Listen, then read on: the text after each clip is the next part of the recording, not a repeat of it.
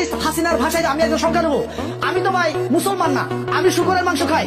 আমরা যেভাবে স্বাধীনভাবে শুকরের মাংস খেতে পারি, তোমার ভারতীয় স্বাধীনভাবে আমার মুসলমান ভাইদেরকে গরুর মাংস খাওয়ার আইন তুমি করো, দেখি তোমার বুকের পাটা কত আছে। তুমি বলছো না অসাম্প্রদায়িক ভারত, আপনাদের পাটা সে প্রাণী ফ্যাসিস্ট হাসিনা নেই বলে আজকে আপনি বলছেন আমার বাংলাদেশে সাম্প্রদায়িক দাঙ্গা চলছে।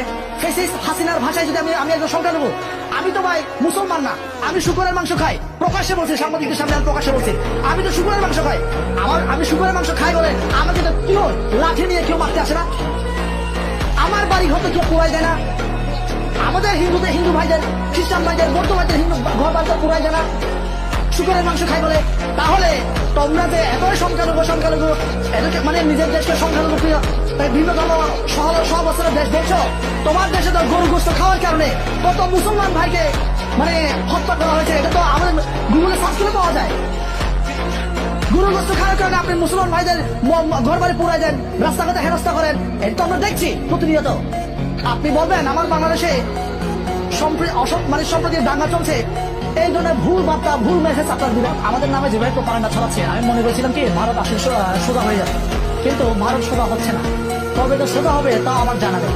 এরা যে অমানুষকে মানুষ করাইতে পারবো কিনা একটা আল্লাহ আছে না। কুকুরের যেমন সোজা হয় না, যতক্ষণ ডুবে রাখি বাসের ভিতর, বাসের চোঙে যতক্ষণ রাখা হয় ততক্ষণ সোজা থাকে। বাসের চোঙা যখন মানে চোঙা থেকে যখন বের করে ফেলা হয় আবার বাঁকা হয়ে যায়। আমার মনে হয় ভারতের প্রত্যেকটা নাগরিক এরকম কিনা আমার জানা নেই, কিন্তু এই ভারতের যে সমস্ত নেতা আছে এই নেতাদের মানে কথাবার্তা শুনে আমার মনে হয় লেজের মতো এদের মন মানসিকতা চলাফেরা এরকম বাঁকা।